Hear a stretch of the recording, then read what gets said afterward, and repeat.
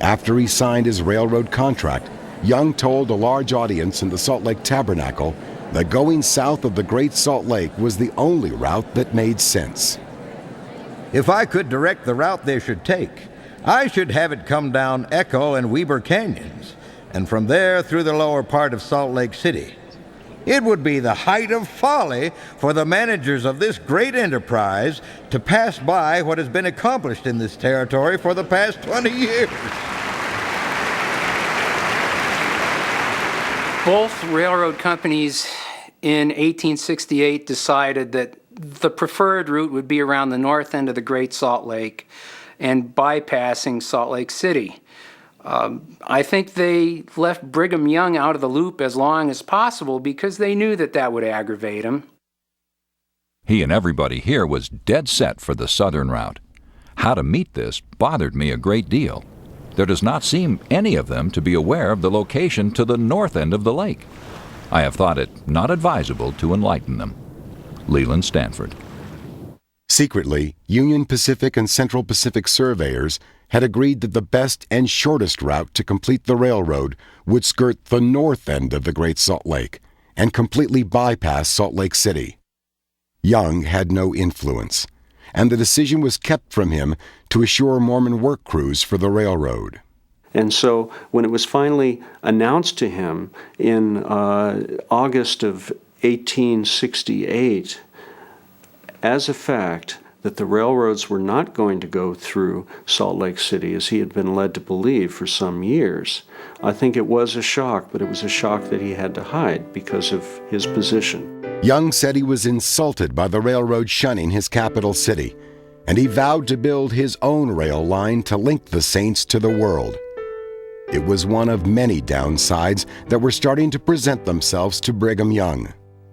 Nationally, the railroad was being championed as a means of breaking apart the Mormon kingdom of God through a mass in-migration of the type of non-believer that the Mormons called Gentiles. These Gentiles will swarm into every part of Utah by the thousand as actual settlers, while thousands of others will constantly pass and repass through the territory. Various religious sects will soon erect church edifices, and from these pulpits will go forth mighty influences to destroy Mormonism. The Chicago Republican, May 1868. We want the railroad. We are not afraid of its results. We know the better the truth is known, the more it will be loved by the good, the virtuous, and the noble. And when this road is finished, our friends can come and see us and witness the peace, the order, the freedom from crime that possesses the cities of our Zion. And they will compare them with the sinful, depraved cities of our neighbors, and we shall lose nothing with the comparison. But Young's optimism was tempered by the wild side of life that was following just behind the railroad construction camps. Portable saloons, dance halls, gambling tents, and lean-to houses of prostitution were always one small step behind the army of workers converging on the Utah Territory. The enterprises earned the nickname Hell on Wheels. As the railroad track moved on, all of the purveyors, the saloon owners, and the gambling den owners, the whiskey ranches, as they were called, would just pack up and they'd be put on flat cars and sent off to the end of track again. And that's where the notion of Hell on Wheels came from. The first place that we visited was a dance house, where a fresh importation of strumpets had just been received. The hall was crowded with bad men and lewd women.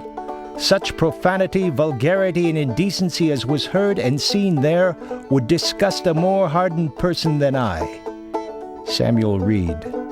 And they were tough places. They were probably as tough as any of the seamy parts of the great American cities.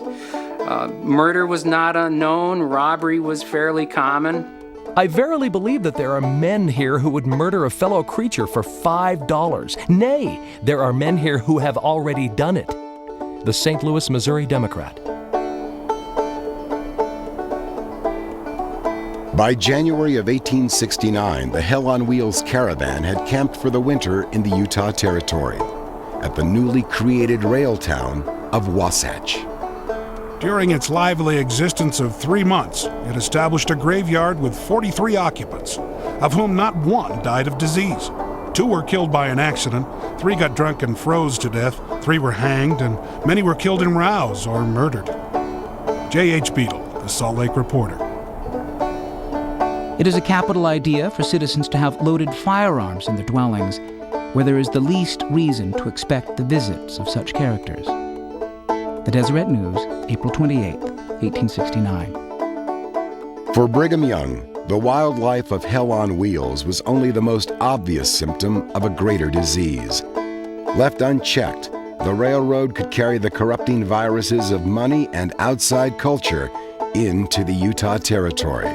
Brigham Young recognized that you could not separate the economic life of Utah from the social and political life, that they were all linked, and so that if you welcomed in with open arms the economic power of the national culture, you would also be welcoming in its social structures and its political power.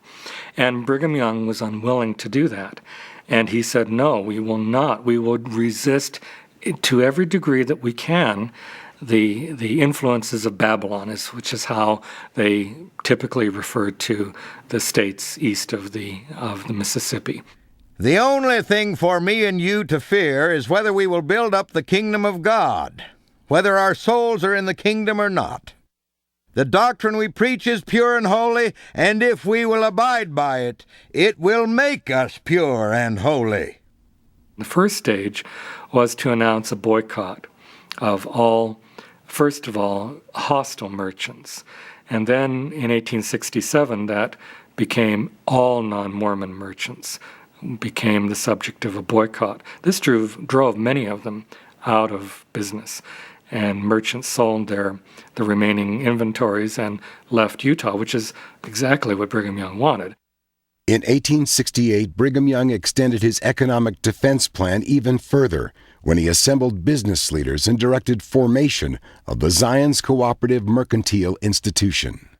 And it was a device for assuring that the merchandising, the importing and sale of products from the East and from San Francisco would be done by the saints, not by outside enterprisers who might work against the goals of the kingdom.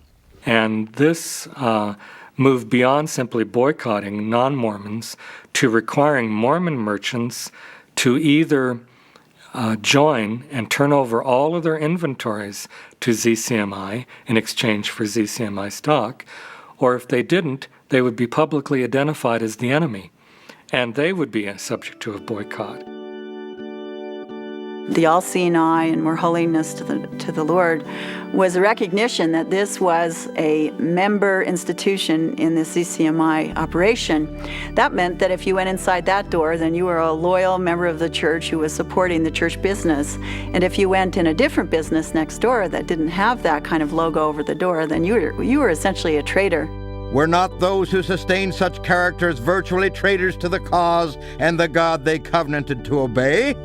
The conference unanimously voted that they would no longer fellowship those who would persist in trading with such characters. Brigham Young.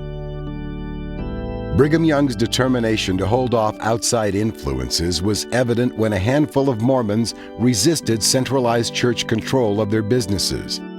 William Godbey and others argued for a free market economy and opened doors to outside investment and ideas. They urged other Mormons to challenge Brigham's grip on Utah society.